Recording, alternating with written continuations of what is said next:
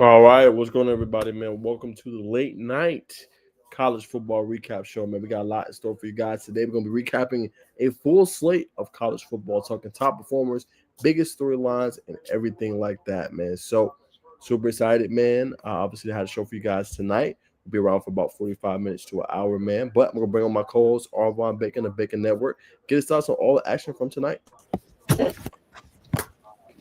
Gunslinger Monster Reed delivering in dramatic fashion tonight, man. Shout out to the big body tight end. That's why you play basketball, ladies and gentlemen. You got to know your post work. You know what I'm saying? If you're going to play at a high level, they came in and did their thing, brother. But I'm doing good. Appreciate you having me on as always.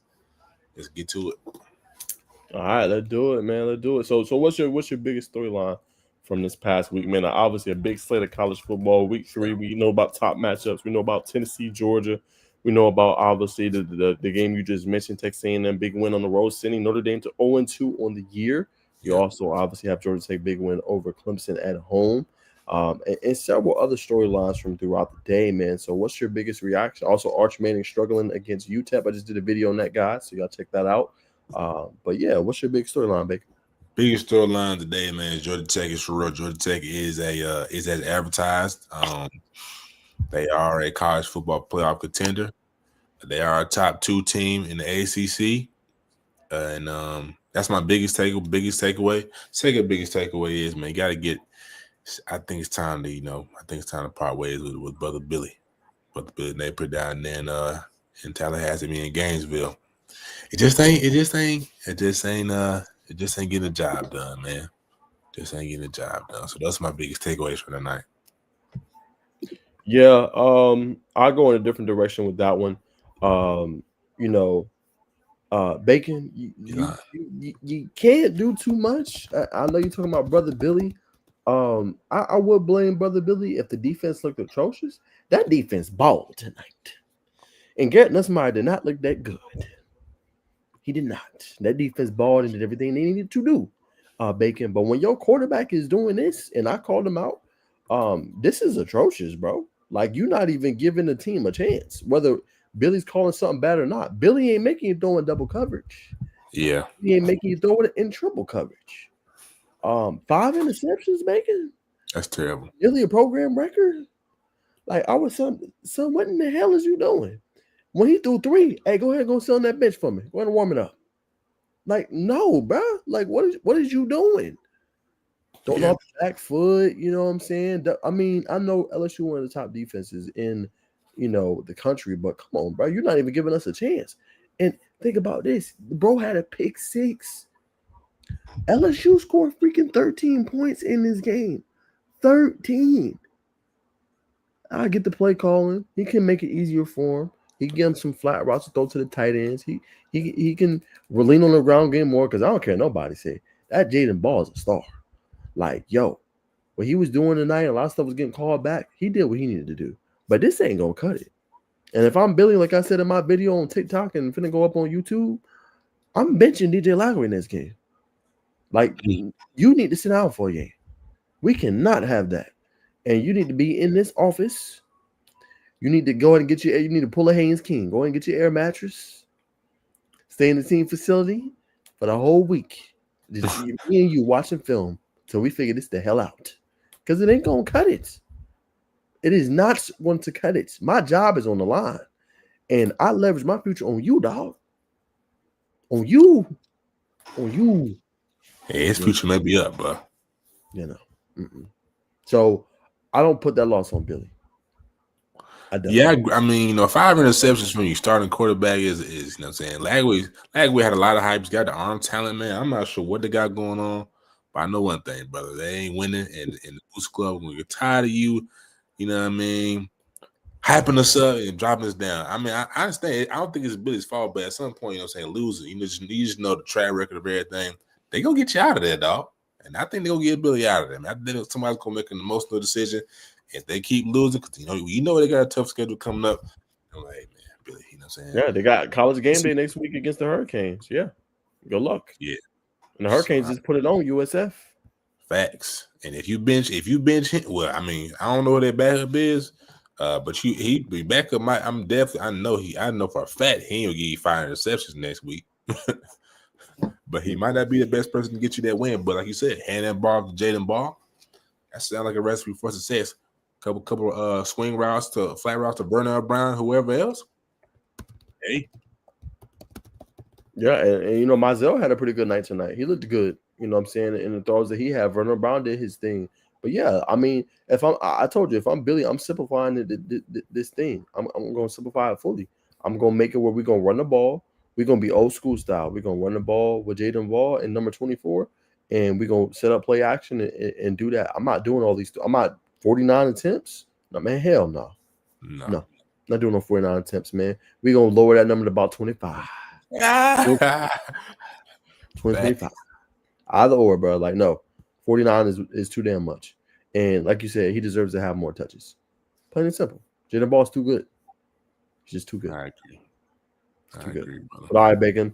We'll leave that one there, man. That's our thoughts on the Florida game, man. Shout out to, obviously, Mansour Delane, the LSU defense that were haunting. Still was able to hold the boys only 10 points without Whit Weeks, who got out of the game for a targeting penalty. But nonetheless, man, really good win for LSU. They look sharp. Wasn't all that sold on Garrett Nussmeier. I'm still not. But, hey, a win's a win. You take the dub. But let's go get to the nitty-gritty, Bacon. Let's talk about this Georgia-Tennessee, Bacon. Let's talk about the game, man. And a lot of people is sleeping on Tennessee. I think they should still be ranked. You know what I'm saying? I think they should still be ranked after this loss. Everybody, and I'm going to say my statement and throw it to you. Everybody's talking about it. I don't know if the offense is for real. And obviously, Aguilar got to take care of the ball. At one point in this game, he was 14 for 14 from what I heard. He lit up that Georgia defense. Like Swiss cheese. Mm-hmm. Swiss cheese. He was lighting it up. 41 points on Georgia. And I ain't gonna lie. We're gonna talk about another game here in a second, Bacon. It's the power of a kicker. Tennessee should have won this game. Even Coach Kirby Smart said it. Like, you missed the kick. You don't want to put it all on the kicker, bro. But if your offense do that work like that against Georgia, you're supposed to win that game, man. You're just supposed to win it, man.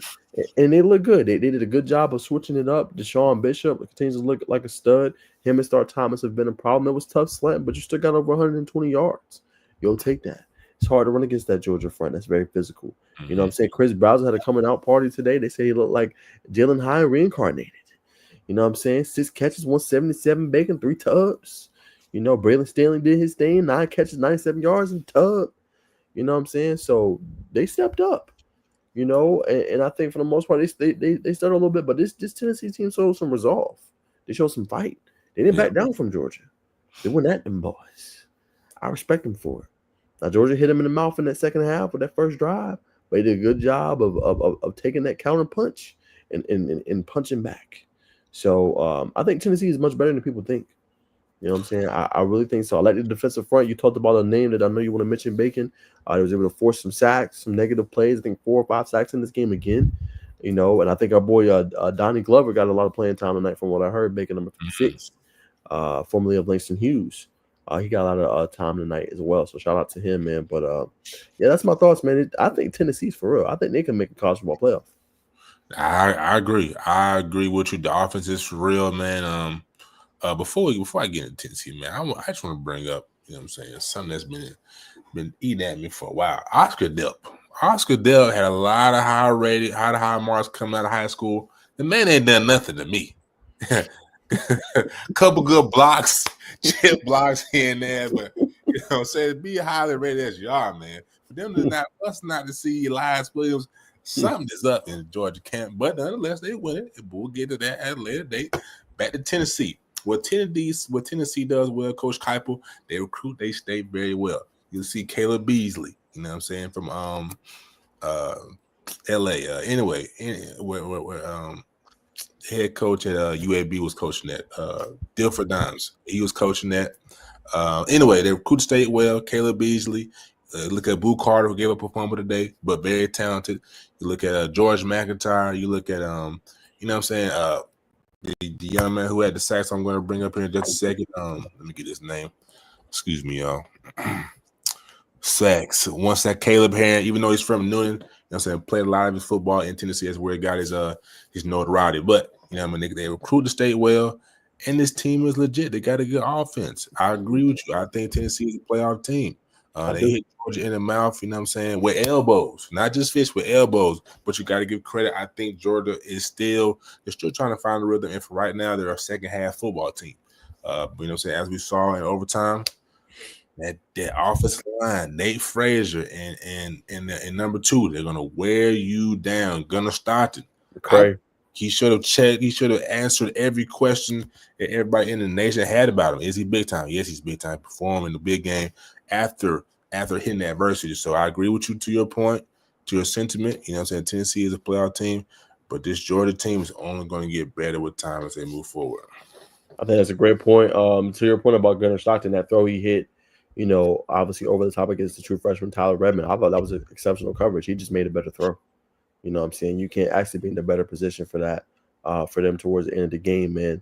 And it comes out to this was a shootout. You know, Tennessee hit him in the mouth first. They had 21 points in the first quarter. Wasn't playing around. You know what I'm saying? So when you got firepower, that kind of offense, you can hit them big plays. And that was the biggest question going into this game. Can Joey Aguilar hit big plays against that Georgia vaunted defense? And he showed that he can. He showed that Georgia has a little bit of slippage and a little bit of susceptibility. And they took advantage of that. So, like I said, I mean, with how it looks, Tennessee should be all right. They might drop a little bit in there. But to have a shootout with Georgia and lose by 3, this is going to be a quality loss at the end of the day. Again, you don't want to lose games, but they're going to have a lot to peel from this. They're going to get a lot better, you know, and I think they showed they got some resolve. And if these two teams had to meet up in the future, I think they feel okay with their chances potentially. Now, there'll be 2 different teams at that point. More comfortable Gunnar Stockton and more comfortable Joey Aguilar, more comfortable receiving core and running backs. But I think they showed that they can hang with the SEC elite, which is what you want to see. So yeah, Tennessee, I think definitely gained a lot more out of this game than Georgia.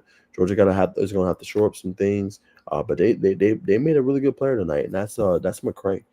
They dominated time on the possession, 50 minutes to only 24, so that's huge, obviously, you know, for them. But this kid right here is one to know, Bacon, Josh McCray. You know, he was toting that thing with just, you know, his limited carries, man. But physical bruising back, you think about Nate Frazier being your main bell cow. Then you got Chauncey Bowens who can come in. And you got the speedster. We know about him, Bacon, from Pebblebrook. Dwight Phillips Jr. can come in and give you that spurt. And then just a bell cow thumper with Josh McCray, just always getting them tough yardage and being able to make them plays, man. But yeah, like those guys, London Humphreys with the big catch. The receiving core is just a lot more talented. It's a lot more talented for Georgia, and you can tell. You can tell by how they play, the plays they call. And what I love about Kirby and what other coaches can take, they never lose their identity. Like they got a running quarterback. They got a quarterback that can air it out too, but they also always run the football. They stay within their identity of running that goddamn ball. And that's what makes the difference for them. So much respect to Georgia. Big win for them. But Tennessee, hey, if you're a Vol fan, you should feel all right. We going to be – hey, what that Kendrick song, Bacon? We gonna be all right. They gonna be all right. My biggest takeaway. Nah, they gonna be all right, but you know they're a little hurt. But I also want to shout out, you know, KJ Bolden. You know what I mean? Continues to be a bright spot in that somewhat shaky dog secondary. But you know what I'm saying? Hats off to KJ, man.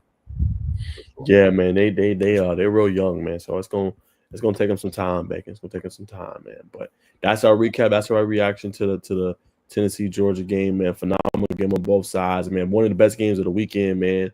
You put that one in the Tech game, from what I heard from multiple people. Outstanding game, and I love Bacon that it lived up to the billing. Yeah, you're gonna go there, man. You was able to watch it at home, so we'll get your thoughts first. But yeah, I love that it lived up to the billing. I mean, we have not had high quality ACC games for a little bit, Bacon. I mean, we've had some upsets and things like that, but we haven't had that high quality like ACC game similar to this. Now we got a little bit last year. We had the Miami Georgia Tech game. Georgia Tech already had losses and stuff like that, but this was high quality. This was peak ACC ball, I thought. But what is your reaction? You've seen it from home. Let's get your intel of what you think.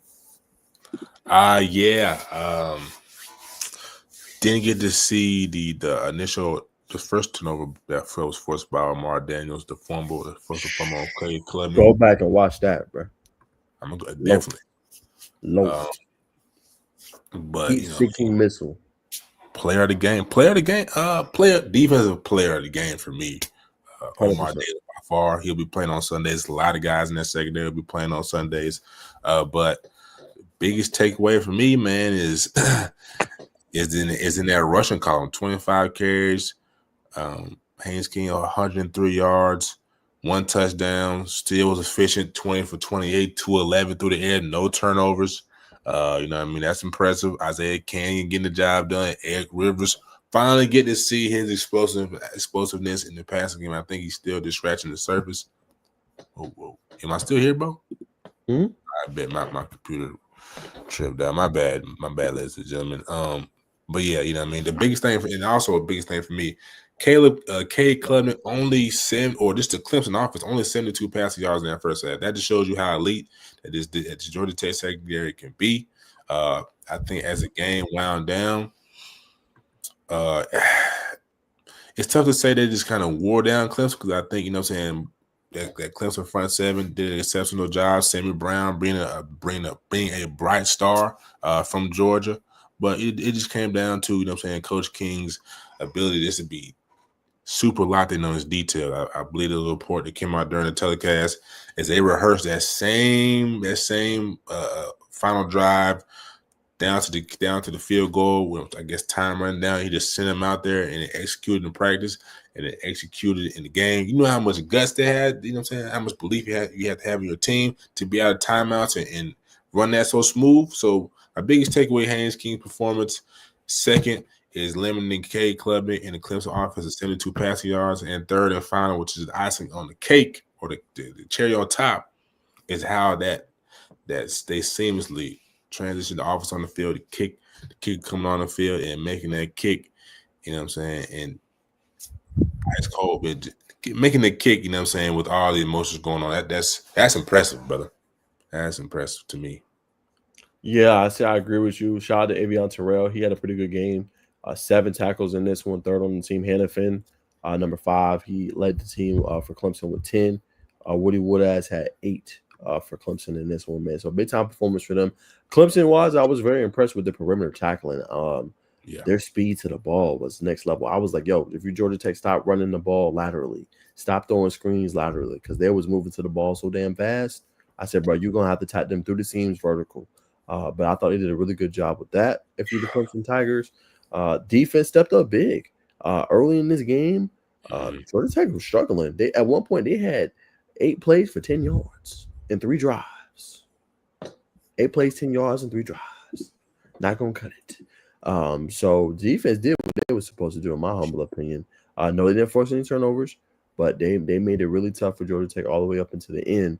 You know, in my humble opinion, I thought. Creating pressure, giving different looks, disguising, and I thought they played well defensively. Offensively, they were without so many pieces. No Khalil Barnes on defense. No, they didn't have their left tackle. They didn't have Antonio Williams. But Brian Westcott stepped up big. He balled. 7 catches, 126 yards in the tug. You know what I'm saying? He did what he was supposed to do, I thought. And stepped up big, playing in that slot, in that boundary, and giving them a go-to threat. And then Adam Randall, who's the converted running back from wide receiver. Yes. Yeah, 80 yards. Nearly 5 yards a carry. So he was big time tonight. You know what I'm saying? He did his thing. I was surprised that they ran Klubnik so much. It did catch me a little bit. I don't know if they was, I know he runs it, but 17 times was a little bit perplexing. Don't really always see that from him. So that one caught my eye, but I just thought, they turned over the ball too much. And that hurt them because they was going to go up 14-13, and Omar Daniels makes, an incredible play. Leaps up off his feet, acrobatic type play, and gets the pick. Would have scored, but he said he cramped up bacon in the post-game presser. So shout out to him. But no, I felt like, going to Tech, that defense set that tone. Yes. You know what I'm saying? Just early. Like, you seen the different second half. It felt like Clemson was more so leaning on them a little bit. It felt more so like Clemson was able to establish. But that first half, Lord, when I say them boys was flying to that ball, them boys was flying to that damn ball, hitting hard. And that's exactly what Omar Daniels did on that forced fumble. They set the tone, and I felt like they gave the offense a lot of opportunities, man. They really did. Red zone, they only scored, I think, like 7 points. In 3 possessions in the first half, or 10 points. Uh, Got to be better, man. Got to be better. I feel like this defense is carrying the load for Georgia Tech early on in the season, while the Yeah. offense figure out their kinks and stuff. So you just need more of it from the offense, and you need them to find a rhythm earlier. Georgia Tech really could have put their full imprint on this game, and they could have blew Clemson out the water for how the defense played in the first half. Nearly forced a first half shutout. That should have easily been 23-7 half. Easily. You know what I'm saying? So was impressed there. Got a lot going for him. Couldn't force as many tackles for loss or sacks. I'd love to see Amonte Bradford play a little bit more, in my humble opinion, on the defensive line. I think he can add a lot to the team. Corners play good. I want to see more of Daquan White. You know what I'm saying? Humbly. I like Jai Gilmore. I think he sets that tone at the slots position with how hard he hits and stuff. Clayton Powell-Lee had a good game, 11 tackles. But going to the offense, 12 carries for Jamal Haynes ain't gonna cut it. Ain't gonna cut it. Ain't gonna cut it. And then Malachi Holmes 3 carries, that ain't gonna cut it. Now look, Haynes King is a battering ram, deserves to touch the ball. In no way am I questioning Buster Faulkner, and no way am I questioning Brent Key. But that man ain't surviving the whole season running the ball that damn many times. He's just not. 19 against Colorado, 25 today. It's too much. And at some point it becomes predictable. Now, Faulkner does a good job of mixing up his looks and making it tough, and I know King is going to do whatever it takes to win. But, bro, you need him for the season in order to do what you need to do this year and you want to do and accomplish, which is win a chip. You can't run him that much. You can't. And and the thing is, you got backs. You got a dynamic duo. These guys ran for almost 200 yards and 4 tubs last week. Now this is an NFL defensive front, but lean on them more. It was one play bacon, no crap. Like the running game wasn't working. Jamal Haynes ran a flat route. On that drive they scored to go up 21-14. This man took a flat route and ran it up and got a 27-yard gain. Just get them the ball in space and let them cook. Right. That's understanding. Now, mind you, King, he missed on a couple throws down the field that you got to hit with Bailey Stockton and several of the other receivers. But get the ball to your playmakers. You got more than just King. So I want to see them do that more. And my last thought, I'll throw it back to you for your comment. I think Isaiah Kenyon really emerged today. Another weapon for them. Eric Rivers is your deep play guy. You got Malik Rutherford, but I really feel like Kenyon's that guy for you. And he can win the one-on-one battles. If you need to throw the ball in the red zone, he can, high point the football. So I liked how he looked, man. He was getting extra yardage and gains. He's gonna be a problem. I agree with you. I would say I would like to see Malik Rutherford get a little more involvement in the offense. And I think this is the prime reason why he got in that portal last year. Obviously, he didn't get the opportunities he wanted in the portal, but this is why he wanted out. You know what I'm saying? He wants to get more opportunities in the pass game. I feel like 8-ball M8 is electric.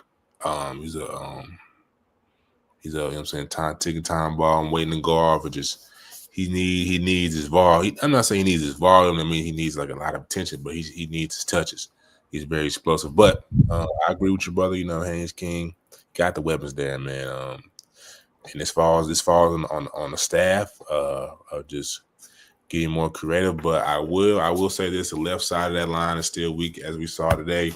Offensive lineman left with a lower extremity injury. Couldn't even put any pressure on his leg. So we wish him the best. So our brother Moore, you know what I'm saying, will be a full-time replacement. So we'll see how that goes. But I'm assuming that's why they're not, you know what I'm saying, being as versatile. But I agree, man. It's not gonna. It can't last. It cannot last. But nonetheless, it got the job done today. Still 3-0, 1-0 in the ACC, big win.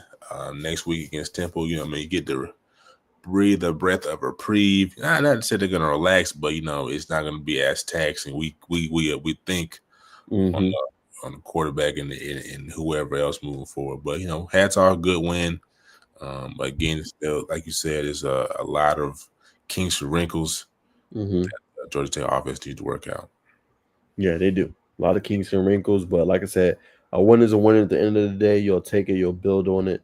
You got Temple, so another good right game. Just don't allow it to be a hangover. But like you said, solid win. You beat Clemson.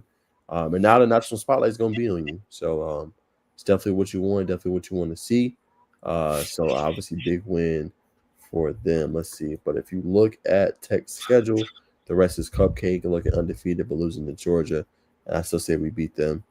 This depends, man. You can never underestimate an opponent. Still got Duke. Still got to play, Pitt. I think Pitt's a interesting game at home. Can't I sleep don't on know. them with Desmond Reed. Say what you want. Eli He Holstein. They looked good got today. pieces. Pittsburgh's better than you think. I'll tell you that. Pittsburgh's better than you think. So that's a game I would circle as well. You can never underestimate Boston College at home. Not saying they're a good team, but that's one you got circled. And then NC State on the road. You know what I'm saying? CJ Bailey looks a lot better this year, man. So, definitely it looks favorable. I'm not saying you're wrong. But I wouldn't count my chickens just yet before they hatch. Man, can I argue with that? Any given Saturday, but like I said, Pitt didn't look hot today, man, against West Virginia. I know it's a big rivalry, the back alley brawl, Mm-hmm. but the offense looked real stagnant. I mean, I think they eventually caught on, but when I was watching early on before I left, they looked stagnant. Good point. It will. Good point. All right, Bacon. Let's talk about this one, man. Vanderbilt versus South Carolina. Obviously, the North Sellers goes down. He gets hit in the head. Waited a long time just to do the targeting for it, which I didn't like. But just nonetheless, what's your thoughts on this game? A loss for South Carolina. I don't think it ends their season or puts them in a terrible position. But definitely, obviously, tough position to be in. Losing Lenoris, who threw an interception. Pavia obviously looked good again. He was doing his thing. They obviously do a running back by committee kind of a thing, switching it up. But just what was your thoughts on how Vanderbilt performed tonight? I mean, Vanderbilt performed massively. You know what I mean? They only gave up one score. They put up 31 points. I'm saying, continues to look like a quarterback who's serviceable to get the Commodores to wherever they want to go. I don't know if their ceiling is a SEC, top 3, top 4, or SEC championship bid. But we'll see. I don't think, they're one of the best teams in the SEC. They're one of the better teams in the SEC. It's just unfortunate that South Carolina lost their quarterback today, Luke Doty. You know what I mean? If you've been covering the Gamecocks for some time or here recently, Luke Doty is a tight end. You know what I mean? He's had some reps at quarterback, but he's really a tight end. He can kind of replicate the big quarterback running style that the Norris Sellers image that the Norris Sellers does. But you know what I'm saying? I think he put the ball on the ground, fumbled the ball. I think he threw an interception today. So I mean, you know what I'm saying? They're gonna have to hope that Lenore Sellers can come back, and you got to again look at that offensive line. They're gonna have to be better. But That's been a point they've been struggling too. Offensive line just not being able to protect, not being able to get enough push in the running game. You look at today, looks like they only went for 86 yards, right? That brings our point home. And to your point, like you said, if they haven't been getting the special teams touchdown, South Carolina has struggled this year. So that's interesting. I think Dylan Stewart also got kicked out of the game for unsportsmanlike conduct. So you don't want to see your best edge rusher, doing that. But just what, like you said, what's the identity outside of Sellers? If he has to go down, how do you move the ball? How do you get your receivers involved? South Carolina has to figure that part out. You know what I'm saying? But unless we'll see what happens, Vanderbilt will get tougher as the season goes on. Excuse me, y'all. I'm functional 3 hours of sleep. I didn't go to sleep till like 4:30 in the morning, man. But yeah, man, I think it's interesting, and I think South Carolina, like, they got some things to figure out. Especially, I think this game against Vanderbilt was a wake up call. Yeah, I agree. It's definitely a wake up call, but it all comes down to just protection, giving the quarterback some time, unlock the receivers. They don't really, to me, have a really like a big time number one, like you would say, like Jamar Chase back in his day. You know what I'm saying? Nick Harvard's are great, but he needs time to get downfield. Faison is good, but you know what I'm saying, still young. So that the offense depends heavily on the North Sellers and the offensive line. Great point, brother. Great point. All right, man. Let's keep it rolling. Let's talk about this one. You mentioned this one a little bit at the top, but man, big road victory for Texas A&M. They beat the Fighting Irish 41-40. Just what's your thoughts on this game, man? I thought they looked good. Marcel Reed didn't have the best game in terms of completion percentage, but made the deep throws down the field, kept plays alive with his legs. Did a really good job of just managing the offense in the game. And as we always say, I think he's the best back in the SEC. I go Le'Veon Moss 1. I go Jaden Ball 2. Probably Nate Frazier 3 if I had to rank SEC backs. But he once again had a pretty good game for them as they ran the ball. And then how about Mario Craver, 207 receiving yards, making on 7 catches and a tug. Balling out him and Kevin Concepcion, who they got from Louisville, I believe. They've been a dynamic duo. They've been dynamite. And they really took advantage of this Notre Dame defense that, was a little surprising. They brought back most of their secondary is back. They lost a couple pieces, but this team is supposed to be able to stop people. And they got shredded tonight. Yeah, 100%. I mean, Xavier Watts, you know what I'm saying? We see him doing what he's doing with Atlanta right now. Was a captain in that defense, especially on the back end. You know what I mean? He's a ball hawking type of safety. But this game just comes down to, like you said earlier, man, comes down to field goal. Field goal kickers, you got to make kickers. You got to make kicks with your numbers called, man. You got one job, and especially as an extra point. And that's supposed to be automatic. In terms of Texas A&M, it comes down to resiliency, and it comes down to Marcel Reed having that rapport, that connection with his receivers. I mean, over half of his passing yards are with one receiver. So that's a telltale. I mean, and, you know what I'm saying? Of course, Jeremiah Love is as advertised. Finally gave him the ball more times in 15 and 16, 23 carries, 94 yards. Would like to see him over the Huncho mark, but 1 touchdown, 94 yards. It's solid. And CJ Carr is going to be something special. Yeah, you just got to be patient with him if you're fighting Irish fans. I like how they mixed up the run. Like, Jadarian Price had 68 yards and 2 tubs. Like, him and Love, dynamic duo. You know what I'm saying? Excuse me. And I feel like you got the receivers on the outside to win consistently, like you see by the points. All right, Raritan, tight end, had another big game. 4 catches, 85 yards. You had Malachi Fields, who had a pretty good game. So you got pieces all over.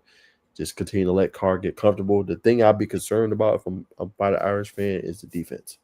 Defense got to play better, man. That's not going to cut it. You know what I'm saying? But another thrilling game, 0-2. So you're sitting in a really tough spot, Bacon, right now. Let's see this schedule real quick.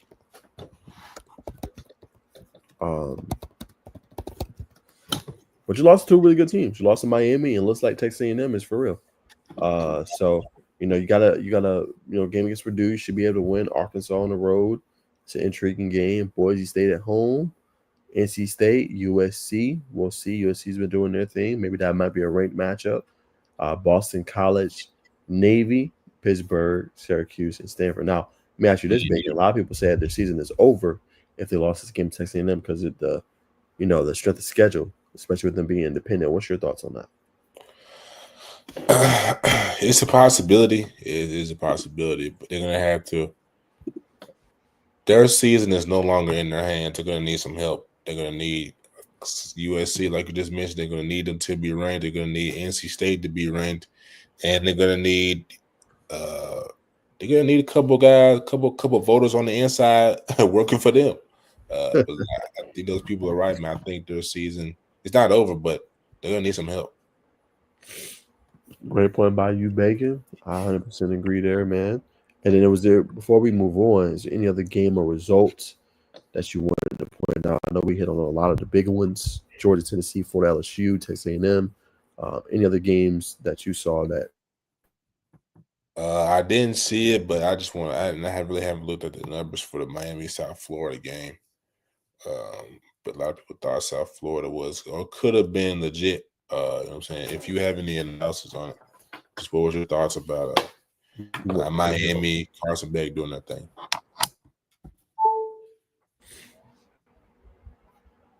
What'd you say? Just what was your thoughts on Miami USF? Oh, I felt that was dominant, bro. Miami showed I think that they're a national contender. for sure. I'm still a little concerned with Beck. He got to take care of the football a little bit more. 2 interceptions, man. But this was a beatdown, man. Mark Fletcher did his thing again, 120 yards and 2 tubs. I like how they really being able to spread out the ball. Today was a little bit of everything, right? Tony Johnson had a big catch. You had Keelan Marion who carried the way with 81 receiving yards. Tony had 66 yards in the game. I feel like he could throw the ball to anybody, and whoever gets it, they're going to ball. You know what I'm saying? So I like that aspect. I like my Hurricanes can win in multiple ways. I like how the offense is getting a lot of chunk yardage, which is it's tough for defenses to slow down and stop. And I think with them being able to run the ball like this and be physical, which is one of the big things we talked about week one against Notre Dame, their ability to be physical, has been boding well in their favor. You know, it makes them a problem. Right. No, I agree. I agree. Yeah, for Carson to have 2 interceptions, I mean he's gonna have to clean that up for sure. Shout out to Arcs for tapping in. We got one more from Alex Rich. Nah, I just need some caffeine. Definitely need some caffeine, but he probably just needs some sleep. Nah, facts. Forgive me, man. Like I wouldn't be wanting to do this show for y'all, man, and talk college football. Just one of them days, man. Me and Bacon was at Heard County yesterday. Got back like 12. I don't know what time we went to sleep. I grinded out to like 4:45 in the morning. Got maybe like 2 or 3 hours. Had to get right up to go to Georgia Tech for their game. It was an upset. So, like I said, the coach didn't come in there until late. And then, you had the interviews with the players. Then you had to commute home, all the construction. Yeah, bro. So at that point, and then got home, I had to work more. Yeah. So a little tired. But ain't making no excuses, man. Powering through. Powering Power to mine. Yo, mine, power to mine. through. Have fun, my Martin fans out there. But yeah, for sure. Yeah. Definitely think Miami's for real. Well, we'll see. Pull up Miami's schedule real quick, real fast. They got Florida next week, so that's Best that's one. on the ABC nightcap. But yeah, their schedule kind of ramps up a little bit. So we'll see how for really are. Florida at Florida State and Tallahassee, Louisville. Them three right there. I mean, and the reason I say them three is because Florida State is going to be challenging the ACC, and then you got obviously Louisville. Louisville's another challenger as well. But the back end of the schedule should be a little bit easier. Stanford, SMU, Syracuse. NC State could be a little tough. They should handle business. BT, they probably finna fire Brent Pry. Honestly, 0-3 to start the year, and then Mm. Pitt. All right. Is there any more that caught my attention? Let's see. Not for real. Very disappointing, Colorado. They lost. Yeah, man, they got waxed. Yeah, it's a little better than what it was. They lost 36-20. Ooh. Yeah, but good to see Bryce bounce back this week. Texas Tech continues to storm. No, I think that's all the big ones. But unless you want to look, you know what I'm saying, kind of look a little closely at see what USC's got going on. So I haven't really looked at them. But other than that, man, I think we got the cream off the top. No doubt. Let's see. They said Oh, Arkansas, Ole Miss. okay.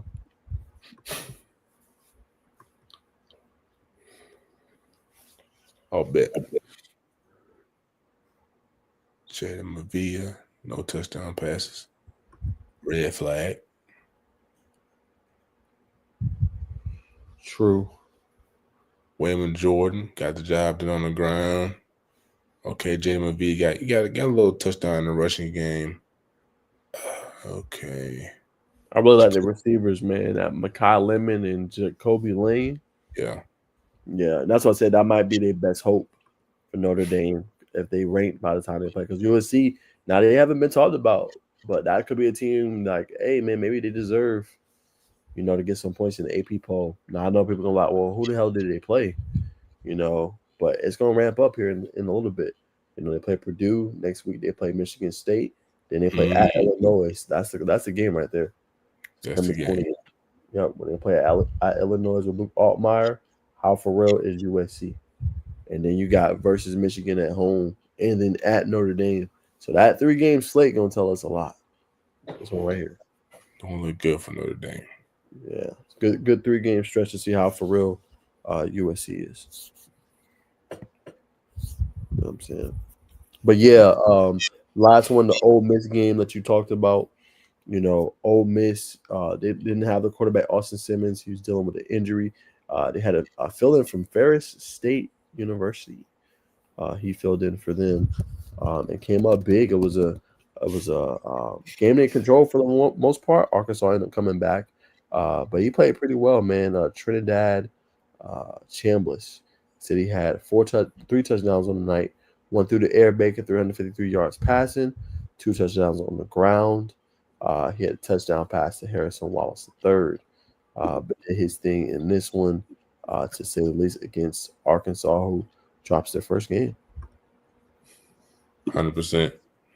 You know what I'm saying? But no defense really here, y'all. Mainly just offense. 526 yards for Arkansas, 475 for Ole Miss.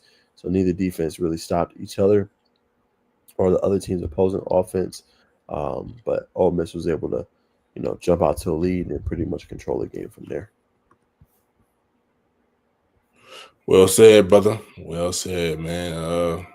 It's only a matter of time for Ole Miss to have a hiccup. But I do know Coach Hill's son, Deuce Alexander. I don't know why I heard his name be mentioned in the injury column. I need to double check that. But nonetheless, want to shout him out, man. I think it's a matter of time. But nonetheless, the Rebels are riding high right now. I think Arkansas is another pretty good team in the SEC. But you know what I mean. There's levels. There's levels to this game, man. So I think that'll do it, man. Brother Najeh is tired, man. We hit a lot of good games today. Next week should be even better. But we appreciate everybody tuning in, as always. Bet. I was gonna get you your top performers, man. Oh, top performers. Mm-hmm. Jordan Love. Let me get his name correct. Jeremiah Love, 23 carries, 94 yards. Omar Daniels, obviously. We talked about him earlier. And will be another one.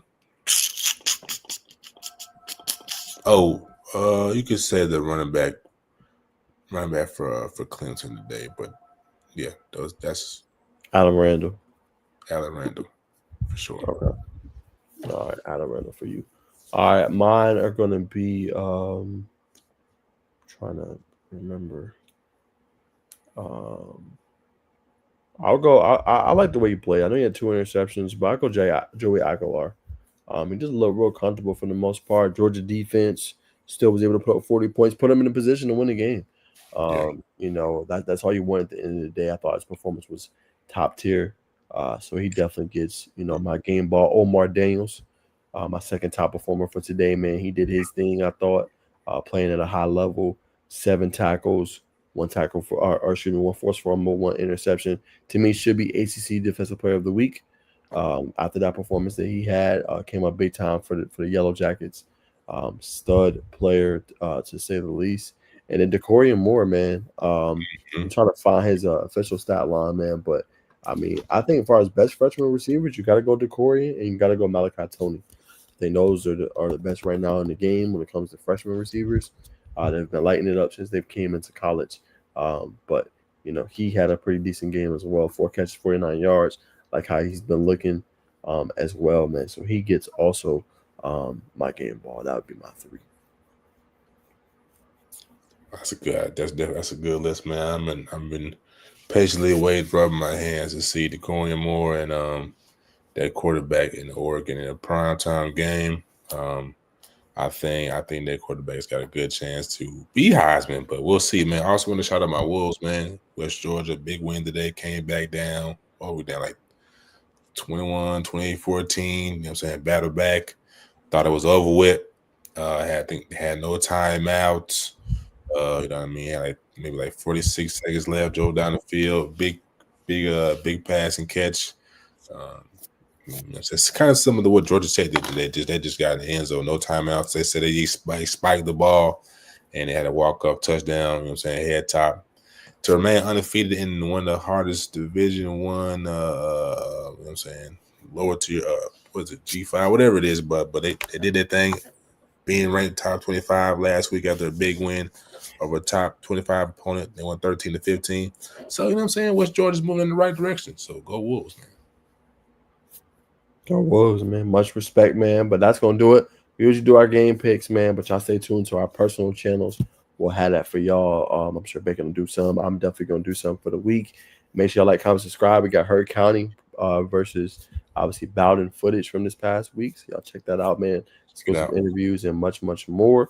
And obviously our college football content as well, man. But keep it nice, short and sweet, man. 46 minutes, man. We usually give game picks for the next week, but we'll skip that, man. We both tired. It's both been a long week. We'll be more energized next week. Thanks to Alex Rick for tuning in. Maybe we'll have you on the pod here sometime soon. I know you're a Penn State fan, brother. We're trying to get when y'all have one of those marquee matchups, man. That's really what we're waiting for. When Penn State playing Ohio State or somebody big, or Michigan or something, and then get you on and obviously chop it up with you. And then obviously GT, y'all know we keep you updated. All the press conferences from today is up on the tube. And then obviously, man, my instant reaction from the game is up as well, man. But we'll see y'all in the next one, man. Catch us on Monday for our Georgia High School football recap show. And we'll see y'all then, man. Enjoy the rest of y'all night and much love and peace. We'll see y'all then.